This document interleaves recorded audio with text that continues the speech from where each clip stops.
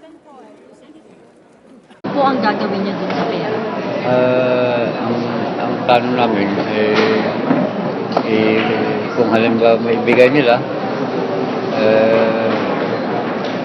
may lote naman yung anak na yung shop na namatay, yun ang dadagdagan namin, ipatayo namin ng kahit maliit na bahay para sa kanyang iniwan na anak. Masama pa ang loob niyo sa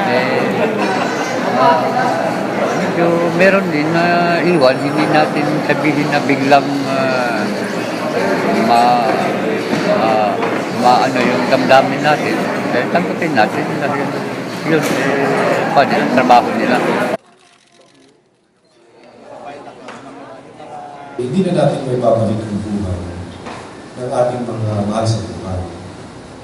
At hindi mapapantayan kailanman ang lahat ng tulong na maibibigay sa pinansyal ng PNP ng mga katulad ng ating mga kaibigan dito.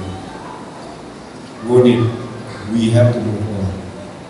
Kahit na po ako'y magiging retirado na by Thursday, it is my commitment to help you in whatever way I could as a retired person to fight for you and to assist you all the way through.